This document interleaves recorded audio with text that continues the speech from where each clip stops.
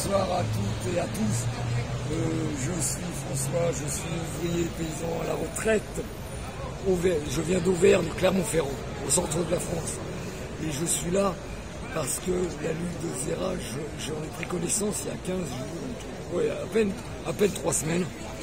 Et j'ai pris mon billet de bus pour monter à Paris le soir même, et je suis arrivé pour entamer une première semaine complète. Là, je suis dans la deuxième semaine complète et je vais prendre le rythme. Une semaine de grève, une semaine d'alimentation pour garder sur la durée,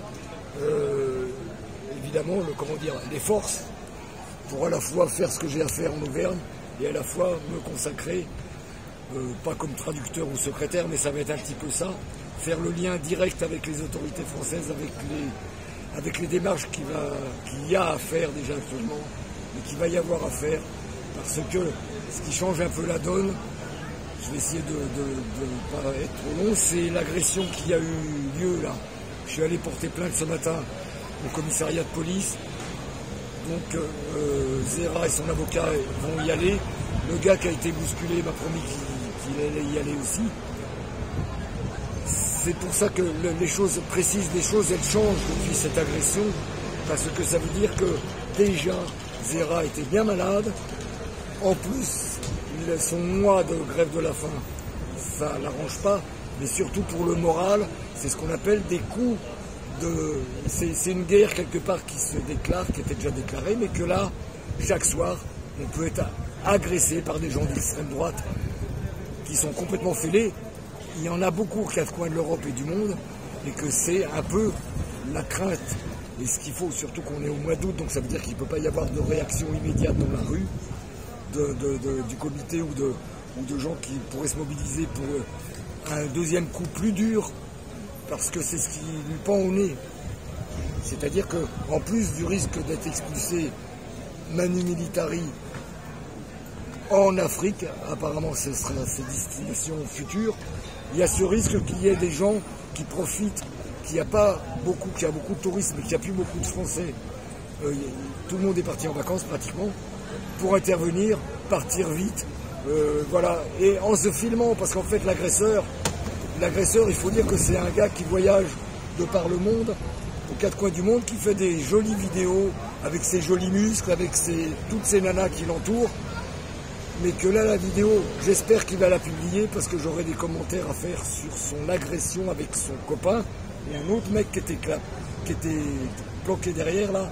Et ils sont partis en disant « Vive Israël, vive Israël !» Mais nos voix, ça leur a fait un peu plus peur parce que les gens, ça a fait un peu de bruit quand même. Bon, bon courage à tous ceux qui sont en particulier en Turquie et en particulier en prison, mais à tous les autres aussi, bien sûr. Et puis, je me régale à chaque fois que je rencontre, que je partage avec des gens qui sont de passage, parce que j'apprends sur la Turquie. Pour moi, la Turquie, c'était un joli pays. Je savais qu'Erdogan, il n'était pas très gentil. Je croyais que c'était un gentil parce qu'il touchait de l'argent de l'Europe pour héberger la crasse qu'on ne veut pas. Mais c'est bien pire que ça. Il faut qu'on ouvre les yeux sur la Turquie et sur les relations un petit peu secrètes qu'il y a avec le gouvernement français, que Zera, elle paye tout ça. D'être traité de terroriste, c'est quelque chose d'impossible.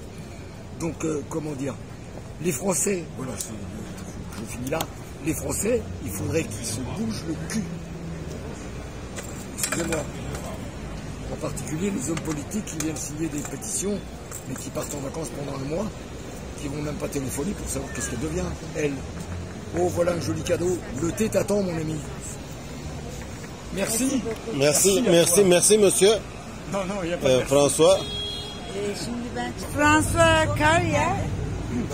François Karya bir Fransız işçisi ve köylüsü. Şameliyer'den geliyor. Şameliyer'den geliyor. Epey uzak bir yoldan geliyor ve Zera'nın direnişini, durumunu televizyondan görüyor ve ardından buraya çıkıp geliyor ve ilk hafta bir haftalık bir açlık grevi yaptı. Bunu anlattı orada videoda da. Sonra da şimdi ikinci defa bir haftalık açlık grevi yapıyor. Fransa'nın işte Zera'yı sınır dışı etme kararı ve oturumunu elinden almasına haksız ve hukuksuz bulduğu için bu noktada Zehra'yı destekliyor. Ayrıca da burada fiilen bir yani dayanışma için gelen insanlar var ve fiilen bir dayanışma komitesi kuruldu Zehra için. Fransa orada da yer alıyor. Onun dışında devam et, dinliyorum ben. onun dışında dün akşam olan saldırıyı anlattı.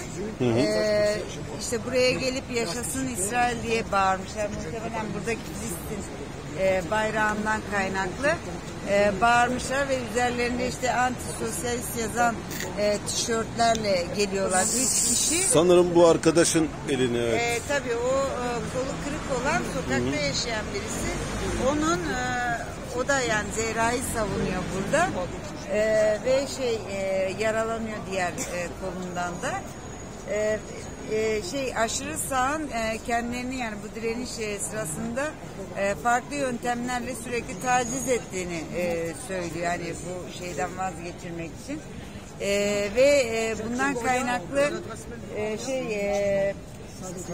Fransa'da yetkili makamlara şikayette bulunduğunu söyledi. Yani karakola ve sanırım prefektöre yani valiliğe de şikayette bulunmuş. Yani bu direnişin desteklenmesi gerektiğini söylüyor. Ayrıca Türkiye hükümeti söyledi. Türkiye güzel bir ülke bu şekilde bitirdi. Direnişin sonuç alacağına dair dileklerini belirterek röportajı bitirdi. Filistin'e de destek veriliyor burada.